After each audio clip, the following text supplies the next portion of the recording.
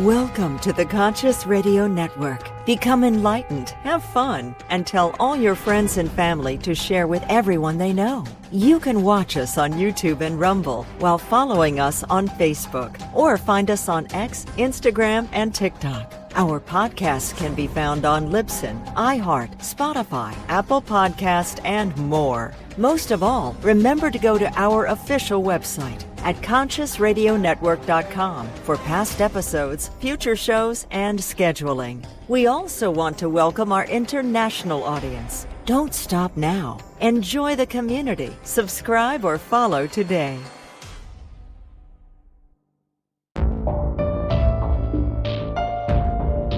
This is the Conscious Radio Network.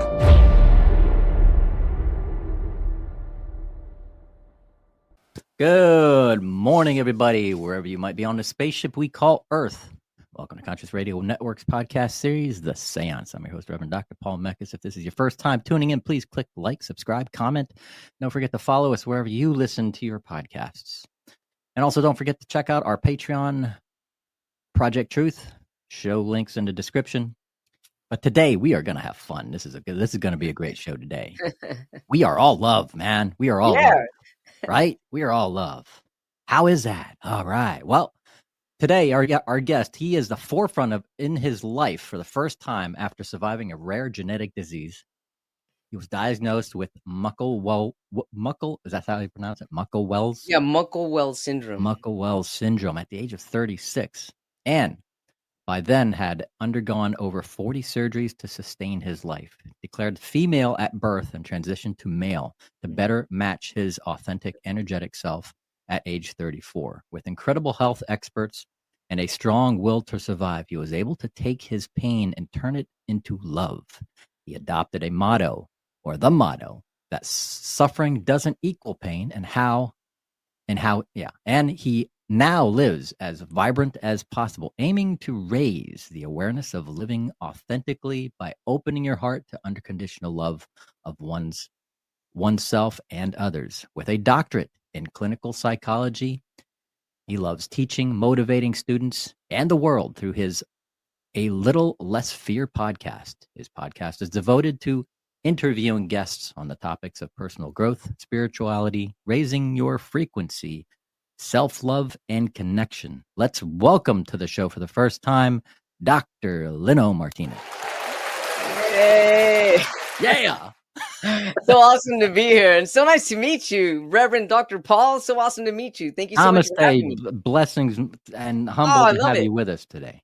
Thank you so much. Oh man, this is really a great opportunity. I really appreciate you blessing me with your energy and allowing me to share my energy here on your network. That's what this show's about, man. It's energy. It is energy. Yeah.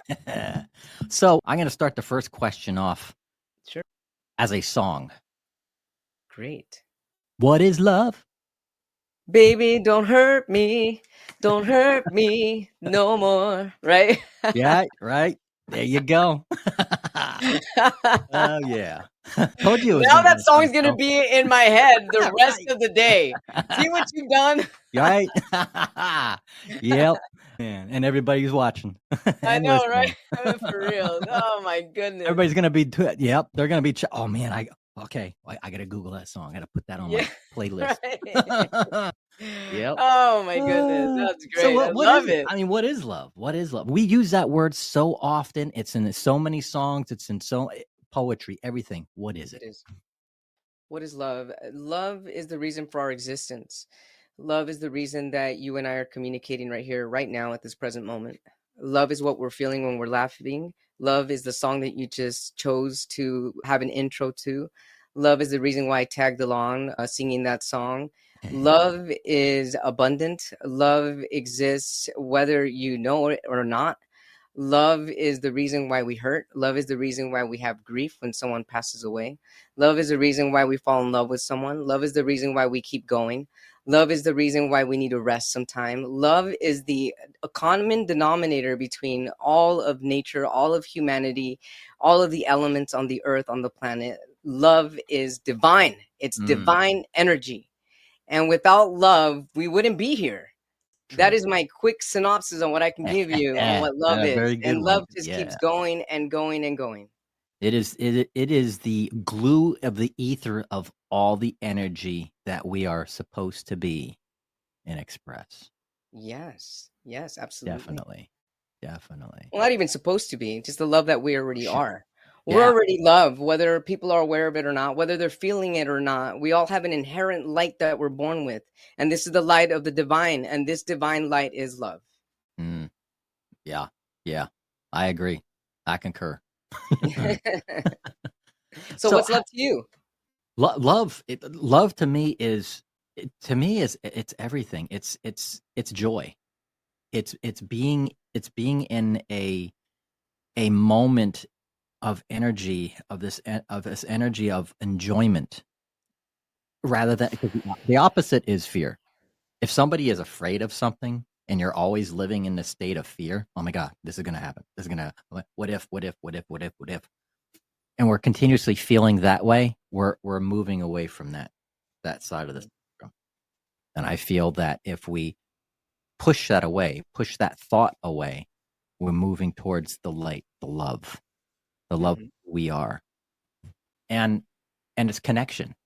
I feel it's the connection, because Sure. and people, I've known a lot of people too that they don't like people. They're like, I hate people. I hate people. Why? Why? It's, you don't love yourself. That means there's something that's within you that you've walked away from, that love Mhm. of yourself. Because if you loved yourself,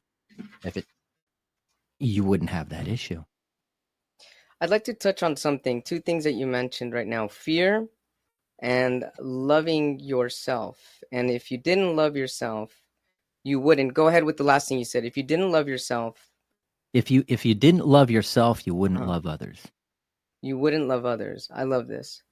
And I'm writing this down so I can come back to it. But let's start with the first thing that you mentioned as far as fear.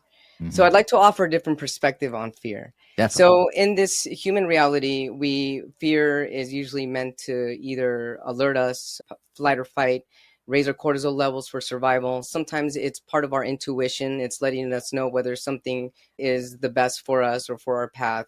And it also lets us know and gives us this attention on what needs healing within ourselves, maybe patterns, ancestral patterns from other past lives that we've had, or even this current life. But overall, on the topic of love, fear is actually still a derivative of love.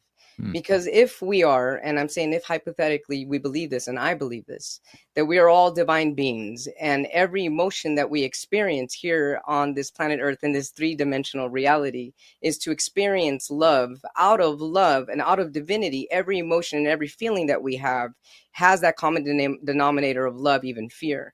For Mhm. fear can actually turn into love. So we actually need fear sometimes to actually realize that it's because of love that fear even exists. And at the very end of fear, I can create love.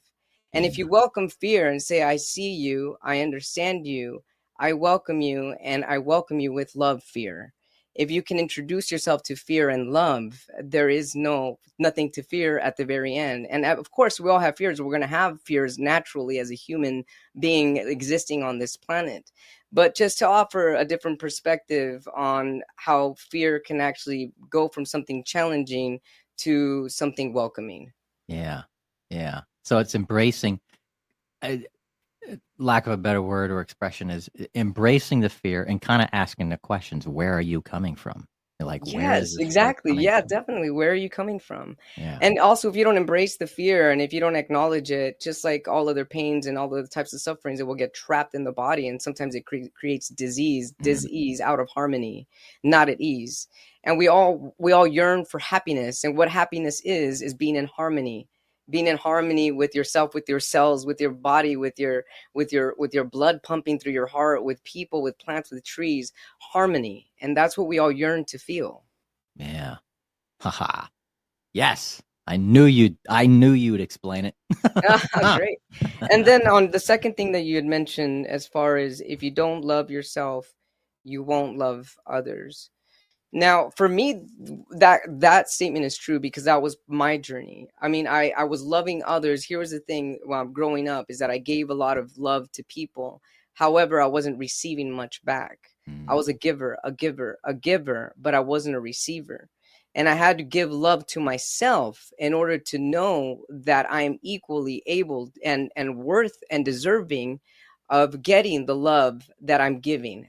Give and receive, yeah, that is the equal opportunity that we have as humans to connect with one another and to live in that vibration. yeah, yeah. So yes, definitely. The more It's like there has to be this ebb and flow. You can't always give right. and not expect anything back. Because if you don't expect anything, or not expect, but if you don't receive, you're stopping the ebb and flow, the natural ebb and flow of the universe. Exactly. Yes. And we're here for the ebb and flow. And that's the Yeah. beauty of it, the yin yang. I love it. Heck yeah. Heck yeah. So how can one raise their frequency? So raising the frequency, I mean, it can come easy for somebody that's already living in their authentic voice. They're being true to themselves and just continue to be true to yourself. Do things that make you happy, rest when you need to, recharge when you need to, connect with other people, experience the feelings of joy, love, happiness as much as you can. If you get trapped in unhealthy thoughts or unhealthy patterns, reach for the best feeling thought at that moment, even if the feeling is just hope. A lot of people feel, well, I'm trapped, my life isn't good. And that's where it can be really challenging for people to raise their vibration and the frequency. Well, how can I raise my vibration and the frequency if I'm living in hospitals and there's a death wish and there's no cure to this disease? Well, do you have hope in your life?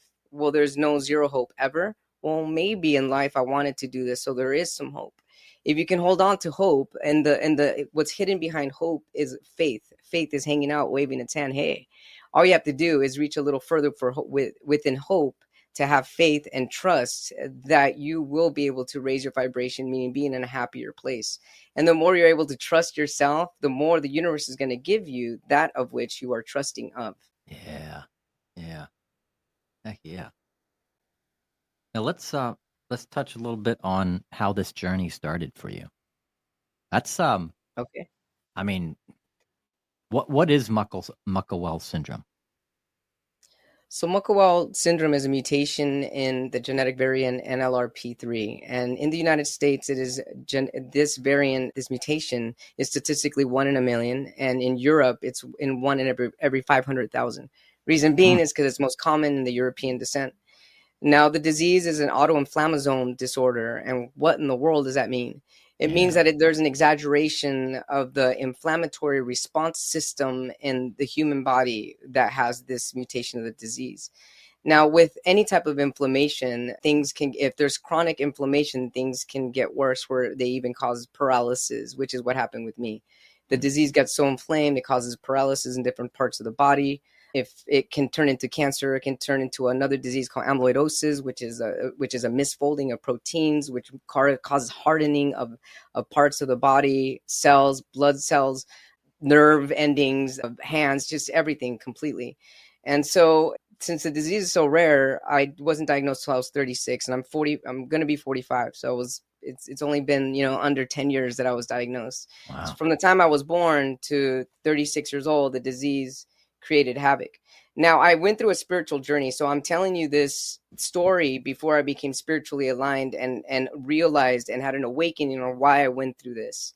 But before I had that awakening, I understood that the disease was basically taking my life very slowly. Mm, And it paralyzed. The first thing that it did is it paralyzed. Well, it did many things prior to paralyzing my sacral region. But I mean, chronic dry eyes. I had my tear ducts. I wasn't able to produce tears. So they cauterized, closed my tear ducts. I was becoming deaf and mute. I wear hearing aids as we speak, and had a feeding tube for 8 years because the disease was affecting the way that I ate. And that feeding tube was just actually removed a year and a half ago. whoa. So yeah, I know I haven't. It hasn't really been that long that I've been quote end quote disease free, but I'm continuing this wellness journey and to be able to speak my truth so that others can learn what it's like to suffer and not have to surrender to suffering and say this is my identity. But at the time, my identity was a patient because I was having these chronic surgeries. So the disease paralyzed my whole urinary tract system, and like any muscle and any organ, if you don't use it, you lose it. So I lost my ability to pee, and so the bladder hardened and it shrunk and it got small. And after surgeries of trying to save it, they weren't able to. So I became the first youngest patient at USC and UCLA to have what's called a radical cystectomy, which is a complete removal of my urinary bladder. Now, to this day, I haven't met anyone. Actually, I met one man, and he was in his 90s. And I was like, whoa, how you doing, man? Like, shit.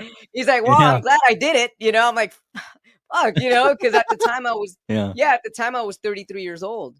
And so I was doing a lot of research online, and there weren't studies past 5 years. And so what they did, so I didn't know if I was going to live past 5 years. What they did is they took 60 inches of my small bowel intestine, they removed my bladder, and they created a pouch. They reconnected my kidney tubes to it. They removed my appendix, and they used the appendix as to make a little hole, which is close to my belly button. So I have a permanent disability using a 12-inch silicone catheter to pee every 3 hours. I have to stick it in there for the rest of my life. That's how I pee. Wow. And so, but I mean, that is one of the things that I had to go through. And it was a 13.5-hour surgery. It was almost a month in the hospital, 3 blood transfusions. I mean, there was a lot of stuff that went with that, a lot of repair surgeries, a lot of infections. I mean, living in hospitals constantly. But as the disease progressed, it went to my vocal cords, and it paralyzed my ability, my vocal cords. I wasn't able to talk. I didn't talk for 2.5 years, so I didn't stop there. I have this will to survive and the will to keep going, which is why I know I have a strong mission in this life. So I went to sign school for 2.5 years. I had to learn sign language. I mean, my life isn't stopping. I got to keep going. Yeah. And so, but in this silence, I actually became very depressed. And so I thought to myself, what am I doing with my life? I'm becoming deaf and mute. I can't pee like a normal person. I have these chronic infections of this weird disease. I have a feeding tube. I can barely walk. What am I doing with my life? Why did I become a doctor in the first place? What's going on? And I started to have this like life path review for myself. And this is all before I was spiritual. So I started thinking, I've never even cheated on anyone I've dated, like I haven't killed anyone. I haven't stolen, not even a piece of gum. Like, why, what's going on? Like, why am I going through all this stuff? And so in this agony and in this pain that I had, this silence and just constantly being in pain. I mean, and let me tell you something, having paralyzed vocal cords hurts so bad because you can't even laugh. When your vocal cords, they move even when you breathe. So friends wanted to come over, watch comedies. I can't, dude. I don't want to. It hurts to laugh. I couldn't do anything. It was like, just take slow breaths and exist at the moment. So when I was taking slow breaths and existing in that state, I had a friend randomly text me one day and said, do you want to go watch a monk speak in LA? And I said, yeah, sure. I mean, I grew up Catholic. For all I knew, I'm going to hell for all the things I've done. And I haven't even done that many things, but apparently, I'm going to hell. I mean, what can Buddhism teach me? And so I said, with an open mind and an open heart, I'll go. So I saw this incredible monk. He was in these orange robes and he looked like he was levitating on stage, and he had a PowerPoint screen behind him. And the topic was suffering. And I thought, well, holy moly, I know all about this. This is perfect timing. Yeah. But the first line he said, which will change my life forever, he said, just because you are suffering doesn't mean you have to be in pain. And just because you are in pain doesn't mean you have to be suffering. And I thought, what in the world did I just hear right now? What does this mean? And so then I became very spiritual, a devout practicing Buddhist. I started meditating and praying every day. And there's a difference between meditating and praying. And 3 times a day, I started reading these books, and I became really highly spiritual. And the more I meditated, the more I went inside. I had no choice at the moment. Yeah. I could only be inside. I couldn't speak to a psychologist or a psychiatrist or even talk to a doctor, or even talk to my brother or my mother, before nobody. So I had no choice but to listen to my inner voices. And the inner voices started to tell me that I'm well, that I'm going to help the deaf community, that I'm going to write a book about my life, that I'm going to start a podcast, I'm going to be a professor. All these things that started to tell me. I was in tears thinking, are you sure? Have faith, trust, have faith, trust. I have faith, I have trust, but I'm still in pain. Keep going, have faith, trust, love, love, love. You're love. I'm love. Holy shit. Okay, I guess I'm love. And so one of the meditations that I did that completely changed my life was realizing that I am love. And how I realized that I was love. And this is when I started to recover from this disease. The way that I started to recover from this disease is by having faith that I was love and listening to the voices, the inner voices my higher self was bringing me from prayer and meditation. And the more that I became securely close with an unwavering belief that these voices that I was hearing in my head was a higher version of myself, guiding me towards the best version of myself. And when I finally let go of that, I started meeting the right doctors. I got on the right immunosuppressant medications. My voice started to come back. I wrote my book, 379 pages within 6 weeks, got it published on Amazon. And my voice came back one vocal cord at a time. When the first vocal cord came out, I started podcasting. I'm like, I don't know what this is about, but I know I have to do this. So I kept going and I kept going. I started meeting people on this journey, even people on my podcast that have had their own healing journey. So like was attracting like. And the more they started telling their story, the more I told my story, and the more I was healing with them and healing with people all around. But I did this incredible meditation where I dropped all my identities. If I'm not, oh, and by the way, of course, I'm going to just throw this in here. I lived the first 34 years of my life as a woman. I always knew I was a man from the time that I was born. I have a male brain. Again, this is all before being spirituality. I'm going to tie it all up to how I became spiritual and where I'm at today. Cool. But at the time, I knew from the time I was a little kid that I think like a man, I feel like a man, but I was forced to be raised as a female. But when I started living in hospitals, I thought, you know what? F this. If I'm going to die, short life, I'm going to do what I want. And I always wanted to be a man. If Caitlyn Jenner in her 60s can transition, what in the world? So what if I'm in my 30s, right? I mean, come on. So I'm in my 30s. Go ahead, So I started my transition hormonal therapy. And so it was within this transition that I started to heal myself and also become true to myself and my authentic voice, letting go of fear. I had so much fear to be the man that I've always been, fear that I'll lose friends, fear that I'll lose my family. But guess what? I was facing the biggest fear was that I was going to lose my life. At this moment, there's nothing else to fear. So I'm just going to keep going because I'm not ready to die. If I'm not ready to die, I'm going to go as full force as I can in my authentic nature, the way that I've always wanted to be. And so when I did this meditation of losing my identities, dropping my identities, if I'm not educated, if I don't have a bachelor's, a master's, or a doctorate, if I'm not a professor, if I'm not a writer, if I'm not a poet, if I'm not 5'1", if I'm not a trans man, whatever identity, whatever box you want to put me in, if I'm none of these boxes that are checked, what am I left with? And at the very end, I felt, and I was in tears, and I said, you know what? I'm just love. I'm love. I'm love. And I was crying. I'm love. That's all I am. And when I started realizing that I was just love, I started seeing lights everywhere. Wait, if I'm loved, he's loved, she's loved, they're loved, everyone's loved. There's no judgment zone. We're all equal. And it was within this equality, this equanimity, that I really started to feel this inner peace and love that I had for life altogether. Loving rocks, loving air, loving fire, loving the bed, loving blankets, loving pins. I love it all. And in this love is where it brought me into the full gratitude of my current life being and currently here on your podcast. I love you. Thank you for listening. Ditto. I love you too, brother. Definitely. That's an Oh awesome, my that's an goodness. awesome background on the air. I've always wanted to get one of those too. I was like, hey. Oh my goodness. Yeah. So tell me a little bit before we go any further. How can people find you? People can find me through my website at www.alittlessfear.com. I see the scroll down at the bottom. Yeah. Thank you for that. Makes it easy for those who are watching, but for those who are listening, that are not watching, challenging. Yeah. On my website at alittlessfear.com, you can find all of my social media links, my podcast, Instagram, TikTok is at a little less fear. But yeah, you can also send me an email if you'd like to be on the show. If you have any questions or concerns at alittlessfear@gmail.com. Sweet. Thank you. So before we started recording, you mentioned your spiritual path. Yes. Explain a little bit about your spiritual path. You mentioned a little bit about mediumship and some of the spiritual work that you do. Sure. Yes. Write this down.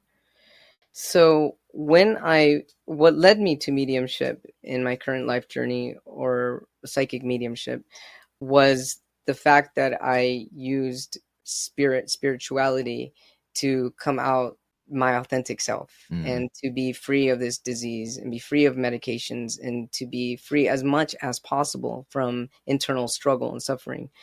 And so I started reading a lot of different types of books and recognizing and understanding what the chakra system is. A lot of energy. There are energy how can I explain it for a first time listener? There are energy centers in our body, and they actually exist all over our body, but there are major energy centers within our body. And a lot of disease gets stuck. A lot of, if you're in a lot of pain and you're not speaking your truth, for example, it can get stuck in your throat chakra. I've had people on my podcast that have healed their thyroid because they realized that they weren't speaking their truths, and their thyroid became inflamed. And when they started speaking their truths and being true to themselves, the pain went away and they healed their thyroid. Like all these diseases, this man-made diseases that we get, is because we're not being true to our nature. And it's not our fault. We don't know. We're just navigating this world like everybody is. We're trying to figure out what's best for ourselves. And so now I was able to see, and this is again before I became a psychic medium, before really understanding past lives or understanding current life or soul contracts. But I had realized the reason why I had my sacral area became paralyzed was because I wasn't being true to my gender, my sexuality. Well, I was going to go to hell if I became a man. My parents weren't going to love me, so I'm just going to keep being this beautiful woman to make the world happy.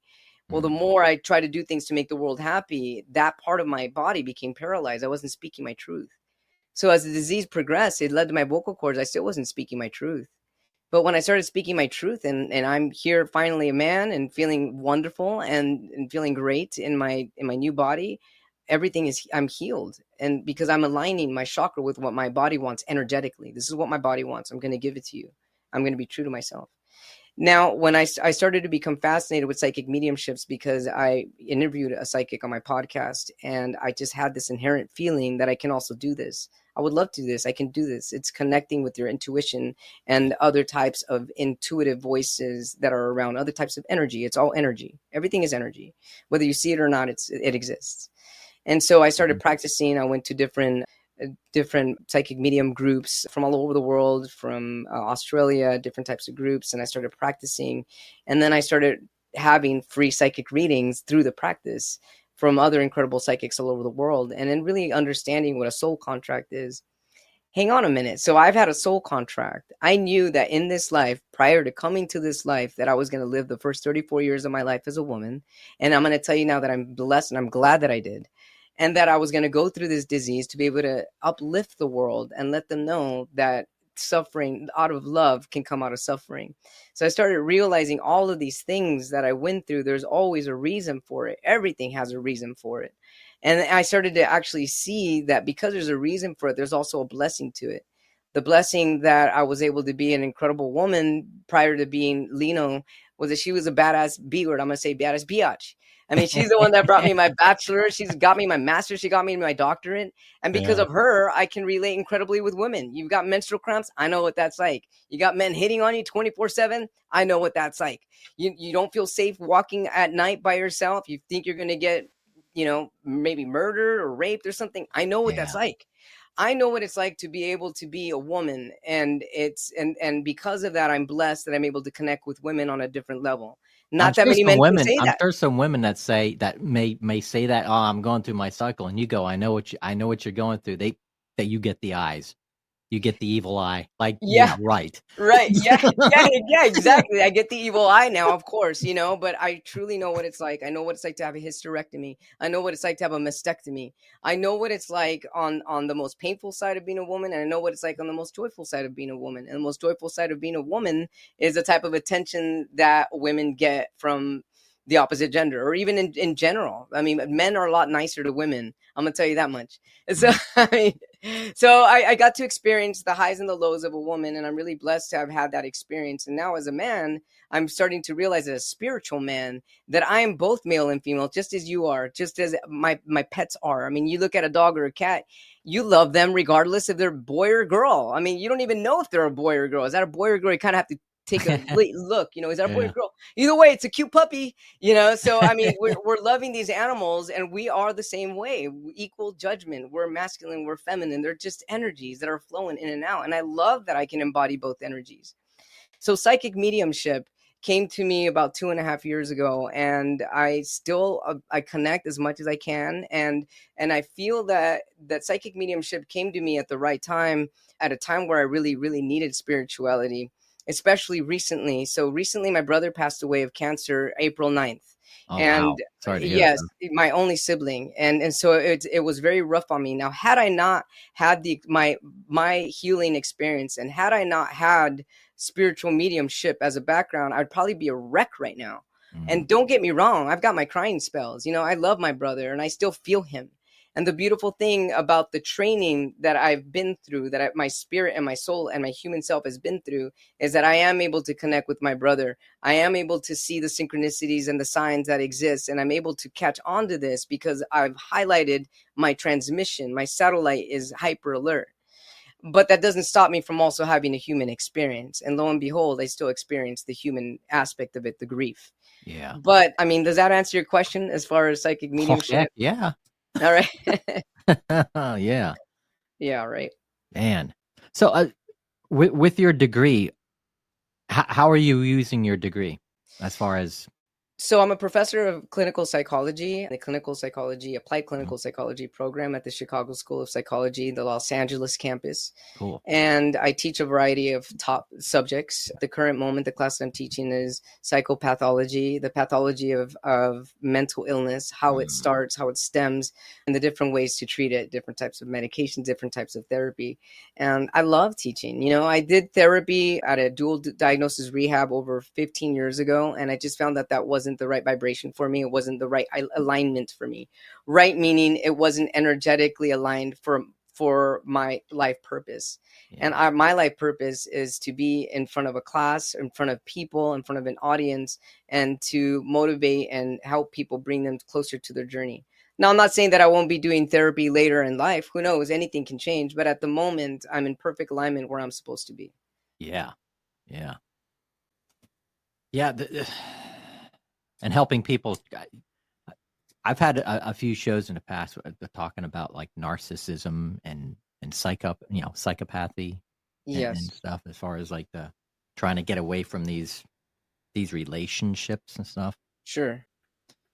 What what are some of the common methods that people can use in getting back into the whole vibrational love Uh, and vibration? What are some okay. methods that people can use aside from meditation? Meditation is the all of, in my opinion, the modality of everything and getting in contact. But what are some of the other modalities that people can use to help raise their frequencies? I love this question because not one person, not two people are alike. And so and also just going back to meditation, not all meditation has to be uniform. Not all Mm, meditation is sitting in silence. I mean, meditation can be even singing. Meditation can be yeah. writing poetry. Meditation can be playing the guitar. Meditation has a painting, could be meditation. There's different ways to meditate. And so if you're not practicing those things and you're not meditating, find your joy, find a new hobby, or even if you can't find your joy, experiment with things. Experiment with art if you've never been good with art. Experiment with cooking if that's something that interests you or sparks your interest. Go out and connect with somebody. Go out in nature. Go for a walk. Listen to a new song that you haven't heard before. A lot of people stay stuck in the same music over and over, over and over. I've been listening to oldies my whole life. Well, there's this new artist. Let me check them out. All of these stuff is keeping you at a different vibrational state, keeping you out of the mental clutter that you are constantly in a cycle of. Whatever's going to get you out of a mental clutter, go out and do it and go out and explore. We're creative beings. Creation is creativity in motion. That's what we're meant to do. We're meant to create. And that's why kids have such a great time, because they're constantly creating. They're limitless with their creativity.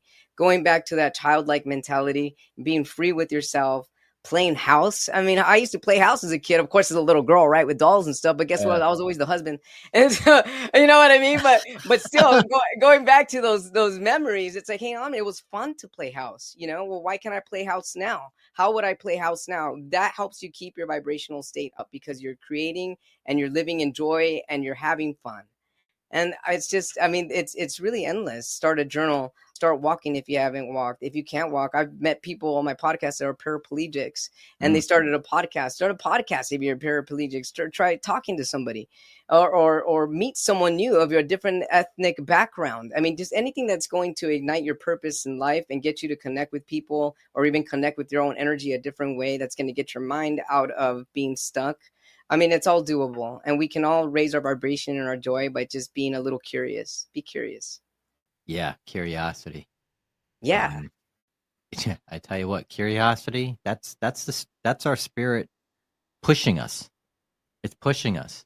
And Yeah. if we keep holding back, going, I don't want to do this. Yeah, it's You got that right, because if spirit is going to push you, and for, just for the sake of this podcast, how do you describe what spirit is, or who spirit is? it's aside from our higher self, because some people just say, oh well, it's just my higher self, it's my higher Right. spirit is our muse. It's our ancestors. It's those that we have either directly have known in our life, in this lifetime, or those that we've never known in this lifetime, and could be friends as well that may have passed over, but normally family members, direct ancestors, bloodlines that kind of assist us in our direction, Sure. kind of, because they're the see all. They can see all. There's no time. There's no time and space, regulations and stuff like that, where they can see everything. And they can kind of go, oh crap, this is going to happen. And they can give us that thought, that muse, whether it's a thought, a voice, an impression of some Motivation. sort, Yeah. and a Inspired motivation. action. Yeah. Yep. It's like being in the car, you're driving and you want to take a left, but you hear this, you feel this, you hear this, you hear everything. No, right. But you take a left anyway. Guess what happens? You get in a car accident. Right. Yeah, And then exactly. afterwards you say, I should have listened to that voice in my head. Right. Yes, exactly. And so spirit, just to make sure that I understand the way that you see spirit, is a collective consciousness from our ancestors and our loved ones on the other side. Do angels and spirit guides, do they fit into the spirit consciousness? They can, yeah. Okay. Yeah. Great. Yeah. Thank you. You're welcome. Now you've traveled the world a little bit. You've been around here and there and other countries. I haven't really been past Mexico and the United States. And so I definitely yearn. I mean, because of, over 10 years of my life was in the hospital. There's no room to travel at that time. Yeah. And a lot of the times, even traveling now, sometimes it takes a lot of planning because I've got a permanent disability. Do I have enough catheter supplies? Will it be in a sterile environment? So there's a lot of little things that I have to, even though I know things are always working out for me and things will always work out, I just have to take a little bit more be a little more cautious with traveling and where I'm going to go. But I'm looking forward to it. And I know it's in my cards. I know that it's happening in the future. And I long to go to Europe. I can't wait to go to Europe. I might want to stay there. I'm afraid I'll go and I want to stay there. I just love where countries are rich in history. And I mean ancient history. I mean, 2,000 years ago. I want to be in that energy and I want to feel that vibration. Yeah, same here. Like like you said, some of these places that have a lot more history than the States do, like Istanbul, going to Edinburgh, Incredible. It's like you see some of these videos or some of these documentaries, it's like, oh my God. Yeah. Whoa. It's like, really? Yeah. Can you imagine the spirits you can feel there? Or not just spirits, but just the energy that it has kind of sponged up over the years. Oh yeah. It's like, Yeah, definitely. What about you? Have you done much traveling out of the US?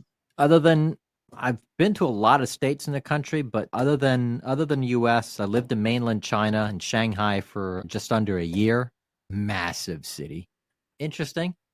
I wouldn't want to live there. It's massive. I mean, if someone told me that, what's the biggest city you lived in? And I say Shanghai, they're like, what? What are you talking about? Yeah. It's massive. Holy moly. Yeah. And while I was there, I went to Cambodia, went to Angkor Wat, checked out the Buddhist temple in Angkor Wat. Wow. And that is amazing place. Put that on your bucket list. Definitely. Wait, what's it called? I'm writing it down. Angkor Wat. Oh, Angkor Wat. Oh Yeah. man. What was the energy like there? Whoa. I had to use some well, you could feel it, but I was like, let me test my psychometry. And the walls, just the base of the buildings, I put my hands on them and just stood there for a moment, and I was just like, it was like vibrating. You could just feel the vibration. It's like just very high vibration, and it's still active. It's still an active Buddhist temple. you can see some of the monks that are walking around the properties and stuff like that, Wow. carrying pails of water up to the stupas and stuff. It's great. It's awesome. It's like, wow. That is great. It's incredible. Yeah. I love it. Yeah. I've yet to go elsewhere. I've been to Canada quite a few times growing up, but I want to go to Chichen Itza, Tiahuanaco, places in It's pretty incredible. Central America. I've been to Chichen Itza and I've been to the Mayan Peninsula twice, and Mhm. both times have a very incredible, electrifying, magnetic feeling, and that I cannot explain, that I Yeah. haven't found anywhere else that I've traveled so far. Wow. Being where these pyramids are, there's just a different type of energetic force that grounds you and also keeps you silent. It's like there's no words to describe what you're feeling. Yeah. You just want to stand there and go, just Yeah. let's just like the hum. Yeah, exactly. Yeah. Oh, wow. And Egypt. That's on my list. Oh yeah, heck yeah, Egypt would be Yeah. incredible. Oh man. Yeah, go see all the tombs and the pyramids. Jeez. I feel what's your thought in, like your past lives and you have any memory, any connection in a past life of like living in Egypt or, any history of being somewhere else, other past lives of. So I love this question. I've done a lot of past life regression on myself and through a lot of different types of meditations, and I've seen maybe about 5 to 7 lives. I know that I've had countless, Yeah. but these are the ones that stick out to me the most. And some of them were my curiosity into how I've passed away in other lives. Some of them came out of me knowing why I have certain fears. Mm. And for example, I had this fear and I had this desire to always have a baby son in this life. I'd like to have a son. I'd like to have a son. Why a son, not a daughter? I don't know. But I'm also afraid to have a son. What if they die young? I always had these ideas. Where are they coming from? Huh. And so I really wanted to go deep and figure this out. So I did this past life meditation, and I saw myself living in New Orleans. Looked maybe like the early 1800s, and I was an architect there, and I was helping build plantations there in New Orleans.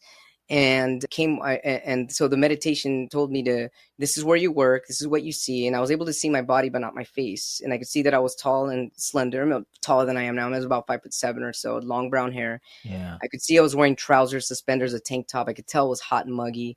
And I was like drawing stuff, writing stuff down. And I had men working for me, and they were working on the hardwood floors of these incredible mansions on hands and knees. And then the meditation changes. Okay, now you're going to go home to something where there's going to be some stress, something tragic happened. You're going to go home and you're going to see what happened. So I was like, I am okay. So I go home and I saw my wife in that past life. She was baking, and I lived in this tiny little humble, looked like it was made of like a log cabin in this like swampy area. And so I walked in and I said, "Where's so-and-so," which is our son. And he was 2 years old. I remember that. And she said, "Well, he was outside playing." And I said, "He's not outside." And so I could see all this happening like a movie. And so I went out looking for my son, in which I never found. And I came back home yelling at my wife. And eventually I had left her from that scene. I left her. I left the house because we never found our son. He was either murdered or he was killed by, I don't know, crocodiles in the swamp. I don't know what happened. But in that life, my son was lost. And I woke up in tears because I felt the loss. And I was able to even see him in my past life. I was holding him. I saw what he looked like. I was hugging him. I was loving him. And for him to have been gone, I then realized when I woke up from that meditation, that is why I want a son so bad. And that's why I have fears of losing a son if I have one. I understand it. So it's very healing to go into past life regression and really realize where some of our fears come from. And that's why I love past life regression. Wow. Yeah, I've yet to do a past life regression with them. I know a couple NLPs, neuro-linguistic programmers, that'll take you into a state of altered states of consciousness and then go back. I'm like, man, do I want to? Do I really want to? I don't know.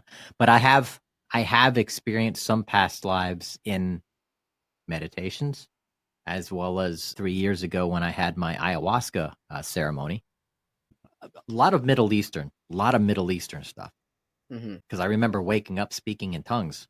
I was like, I wasn't quite awake, sort of awake, but I got up and I'm speaking in this like Aramaic language, and I'm like wearing a robe.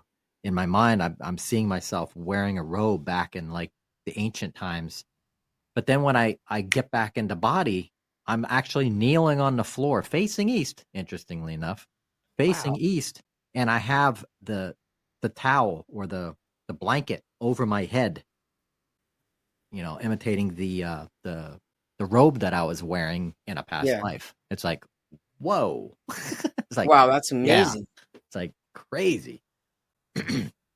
But yeah, and I've had a couple experiences too of death. I've experienced the ways that I've died. I don't even, I had so many, I don't even know how to write them down, but it's probably all of them. I was shot, I was stabbed, I died of old age, fell off a cliff. It's like, and actually been through the death period. Actually Wow. felt the knife going through me, bleeding out, experiencing it, and slowly transitioning over.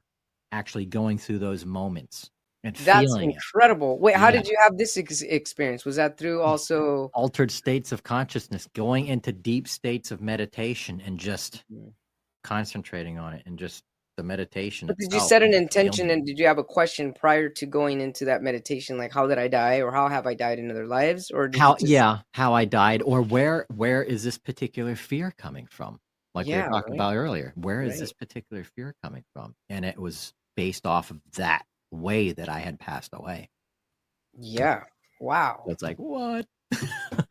Yeah, That's wild. isn't it? It's like, man. But yeah, it's dude, we definitely got to do another show. Oh, I'd love to. I love Definitely gotta your do energy. I another love show. our energy here collectively. It's great. Yeah. And maybe do an in-studio. We were talking about this before we were recording and stuff, but yeah, I want to do more in-studio stuff, and kind of, Yeah, next time I go to Florida, I'm gonna hit you up for sure.